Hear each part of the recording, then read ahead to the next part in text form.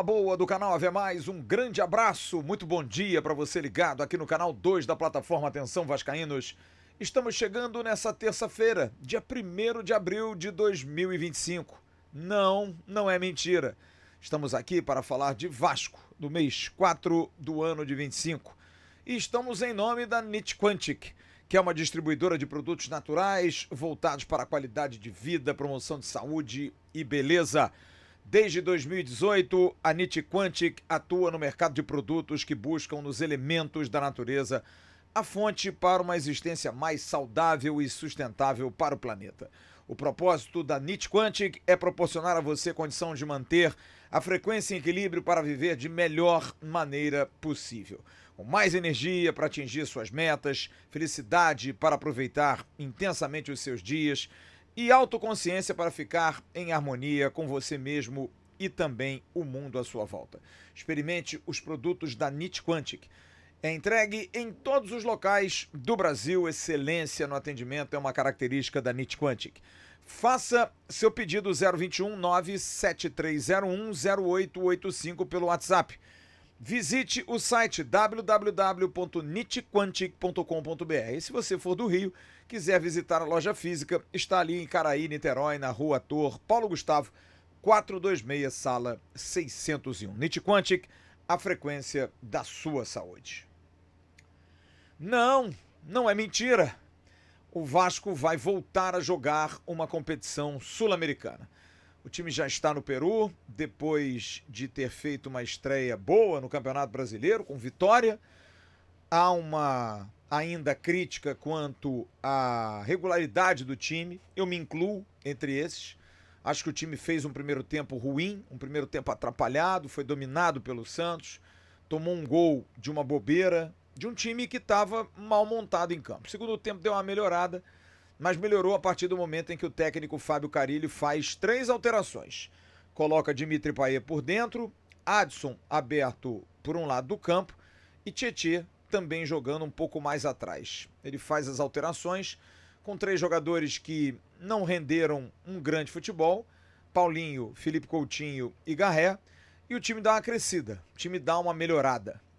E consegue a virada em cima de uma movimentação intensa, em cima de uma participação muito mais efetiva dos laterais, principalmente Lucas Piton, que estava sendo muito bloqueado no primeiro tempo, mas acaba se soltando. O Paulo Henrique participou e o Jean trouxe esse dado ontem do aplicativo SofaScore, de que o Paulo Henrique participou de 91 lances na partida. Quer dizer, é praticamente tocar na bola uma vez a cada minuto, o que é uma intensidade muito grande. É um jogador de extrema capacidade física, o Paulo Henrique, mas o Vasco conseguiu melhorar, conseguiu crescer e acabou chegando ao resultado de vitória com 2 gols com participação direta de Pablo Verrete. Depois do jogo, uma declaração totalmente fora da realidade do presidente do Santos, Marcelo Teixeira, talvez aí para amainar a bronca do torcedor santista,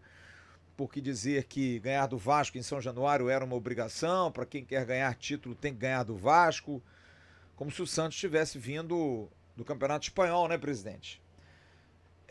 Eu nessas horas prefiro ficar quieto, porque eu vejo muita gente que desdenha, e não é só do Vasco não, desdenha meio que de uma certa quantidade aí de clubes, de ações que eu fico vendo. Isso me parece claríssimo, que é um pouco de aversão mesmo, é um pouco de temor, ou é um pouco de preconceito, não sei o que é, realmente não sei o que é.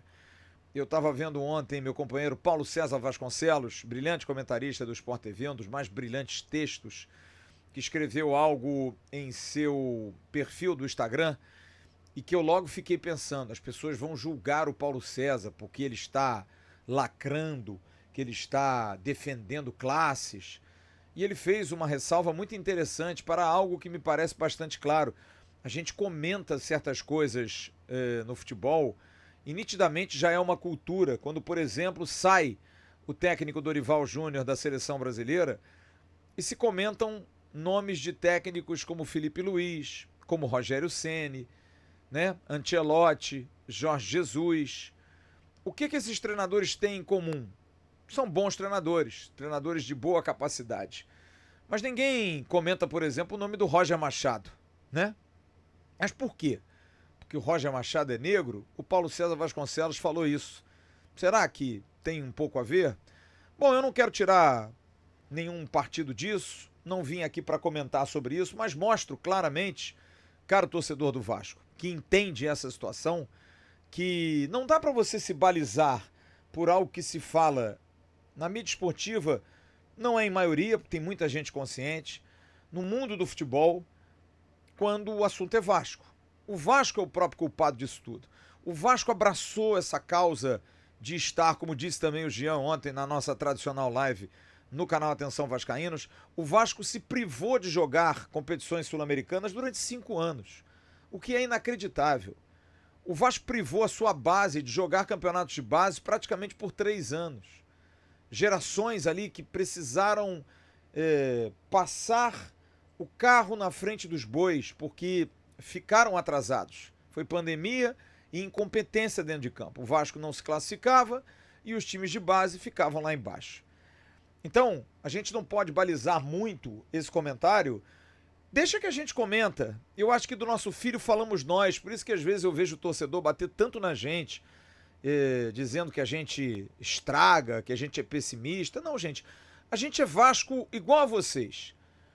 A gente só tem visão diferente, talvez uma visão mais crítica, talvez uma visão mais romântica de times melhores. O Vasco não fez um bom jogo contra o Santos, principalmente no primeiro tempo. Ponto. É a opinião de muita gente. E não é porque você não tem uma opinião igual à sua, porque você é um otimista, e que legal você vê o lado sempre do copo cheio, mais do que o copo vazio, mesmo ele estando à metade, como algo errado quando alguém critica. São visões, gente. É saber discordar, é saber usar do poder de democracia, de discordar, que seja com educação. Não é chamar o outro de cachaceiro, que tá bêbado, que tá de sacanagem. Não é assim, gente. Cada um tem uma opinião.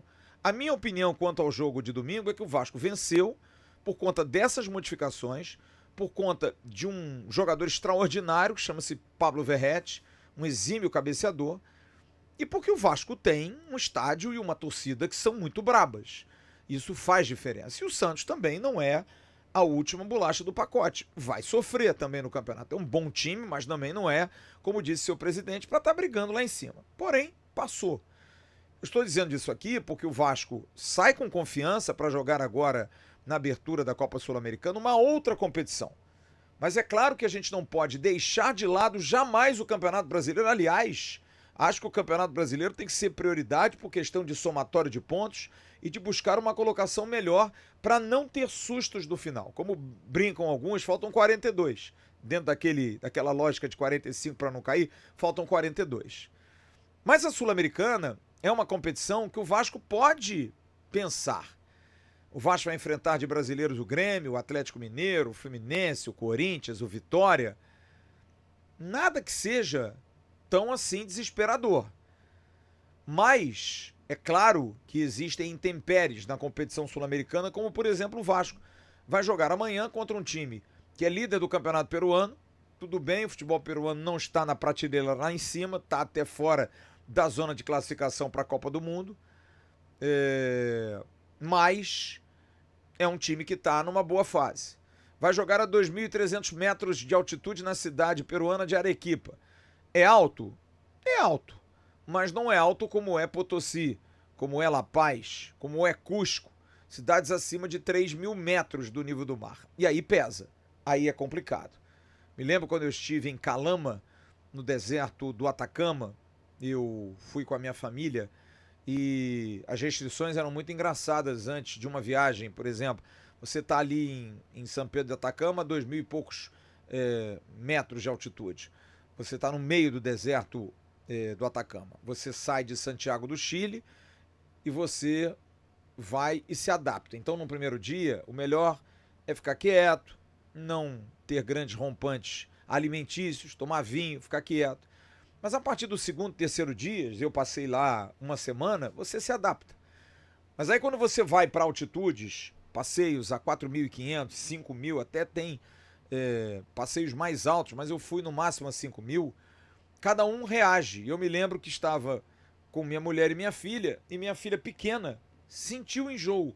Minha filha pequena, com a biologia em dia, né, com o seu corpo muito menos afetado pelas intempéries da vida do que meu e da minha mulher, eu e minha mulher grandões, nada. Eu muito preocupado, tomei lá a tal da pílula de Soros, ia tomar, não tomei, que é o mal da altitude. Tem lá o chá de coca, que eles disponibilizam nos hotéis para você beber. Eu fiquei meio quietão, mas fui na dos caras, fiquei quieto, não me movimentei muito, não comi nada pesado na noite anterior. Eu fico imaginando para jogar futebol. Não é fácil, eu nunca fiz um jogo na altitude, mas creio que seja muito difícil pela questão do gás e pela questão da adaptação ao tempo de bola. A bola fica mais rápida, é óbvio que fica mais rápida. O ar é rarefeito, sabe? Falta oxigênio, porque tem pouco ar na atmosfera. Estamos muito alto. Então, a bola fica meio solta, meio leve demais. Então fica perigosa para os goleiros. Num chute fora da área, a bola varia muito. Também é importante que se chute de fora da área. Eu até falei aqui de repente não ter o Felipe Coutinho no jogo, mas começa a achar que pelo chute dele de fora da área seria interessante. Mas é bom que o time arrisque. O Melgar vai estar acostumado, é claro. Vai estar no ritmo, vai impor velocidade. Mas o Cerro Porteño, que eliminou o Melgar da pré-Libertadores, ganhou em Arequipa por 1-0 e ganhou em Assunção por 4-2 categoricamente. Então, é possível sim o Vasco conseguir um bom resultado. Mas a minha preocupação é a questão física. E eu acho que o Vasco precisa ter um plano B para não desgastar para o jogo de sábado com o Corinthians, que aí é questão de você entender que o Campeonato Brasileiro você precisa somar pontos. O Vasco está levando um elenco grande, farto, que pode mesclar, de repente, tirar alguns jogadores, como o Verratti, como o Coutinho, como o Paulinho, que não foram tão bem contra o Santos e que se desgastam muito, e fazer alterações. Ver quanto tempo o Tietchan pode jogar. Paulo Henrique também é um jogador que se desgasta demais. Ver quanto tempo o Puma pode jogar. Guarda esses caras para o banco. Mantém a zaga ali com o João Vitor e o Maurício Lemos, que é uma zaga que depende de entrosamento e que não precisa correr tanto. Piton é um lateral que a gente usa demais e me preocupa porque eu acho que o Vitor Luiz não está numa boa fase. Está num momento complicado, precisa melhorar. E o Piton talvez não tenha necessidade de jogar tanto tempo. Mas vamos lá manter o Piton. Meio de campo, o Gumor é um jogador de velocidade? Não, mas é um jogador de resistência, de correr de um lado para o outro, até de participar de gol, como foi o gol de empate. O lançamento dele é inversão muito bonita, que aliás vai ser importante nesse jogo. Você saber trocar passes, saber inverter a bola no momento certo, não esticá-la demais, não fazer o jogo tão ofensivo. Agora depende muito da maneira como o técnico Fábio Carille vai escalar o time. Acho que é um jogo, dependendo das condições, principalmente da altitude, que você precisa cozinhar a bola. Você precisa ser mais mascado, tirar um pouco da velocidade, tirar um pouco dessa correria, mas eventualmente ter alguém rápido na frente. E acho que esse rápido pode ser o Nuno Moreira, pode ser até o Lloyd Augusto, pode ser o Ryan, alguém que o Vasco eventualmente possa colocar numa velocidade e tecnicamente é bom. Informação que a gente tem é que os zagueiros do Melgar são baixos, não são zagueiros altos. E mesmo que o Verratti não vá a campo, você tem aí jogadores de velocidade e tem boa estatura. Mas eu acho que esse jogo pro Verratti, eu penso só na questão de poupá-lo por conta do tanto que ele corre. Mas eu acho que é um jogo importantíssimo para ele se você souber privilegiar a batida de bola. O Vasco vai treinar hoje em Arequipa para entender isso, porque isso é a mola mestra, você saber bater na bola para ela não tomar muita velocidade, porque o ar, novamente digo, é rarefeito. E você tendo um jogador como o Pablo Verratti, se é perigoso para o Léo Jardim, imagina para o outro lado. Você acertar esse cruzamento, você botar essa bola na cabeça do Pablo Verratti, pode ser uma arma letal para o Vasco conseguir essa vitória. Eu estou aqui especulando o time, mas deixa com quem está lá dentro, que é competente para saber. Que é importante a gente colocar os melhores na questão da saúde. Lucas Oliveira, Esforza e Souza viajaram, não estiveram contra o Santos. Acho que o Souza, não sei se valeria, mas eu acho que o Esforza vale pela juventude, só isso, pelo gás que tem. Não é um jogador de grande força física, mas é um jogador de bom trato de bola e que pode jogar ali. Pode ser interessante. Vamos ver. pela Juventude. Ele não tem essa força toda, mas de repente pode ser uma alternativa. Fábio Carille tem esse desafio de entender o jogo, de ser inteligente pelo jogo e de buscar uma vitória com o melhor time com saúde, Carille. Esse é um jogo de saúde. O Vasco precisa ter saúde para jogar forte, para jogar firme e, acima de tudo, suportar os males da altitude, o frio que vai estar, temperatura ali entre 12 e 13 graus, e também um time que vem aí buscando alguma coisa melhor depois de ter sido eliminado da pré-Libertadores e ser líder do atual campeonato peruano. Então, o Vasco precisa ter entendimento desse jogo e precisa ser inteligente para não se lançar à frente, para usar as suas melhores valências como bola aérea, para tentar mastigar mais o jogo, para também não se desgastar, porque tecnicamente eu não tenho dúvida. O Vasco é melhor e como um time melhor pode conseguir um bom resultado. E aqui embaixo você vai deixar a sua opinião. Você acha que o Vasco precisa jogar com um time já com alguns jogadores novos? Precisa manter todo mundo? Quem que você tiraria se você acha que tem que mudar o time? Para descansar ou barraria mesmo? E também, qual é o seu placar para o jogo de amanhã? Quero entender qual é a confiança do torcedor do Vasco para esse jogo de estreia da Copa Sul-Americana. Aqui embaixo, deixe a sua mensagem. Grande abraço a todos em nome da Nitiquantic. A Nitiquantic em Niterói, mandando ver a frequência da sua saúde. Estamos encerrando o Acorda Vascaínos dessa terça-feira, 1º de abril. É mentira não, hein? Tchau, turma.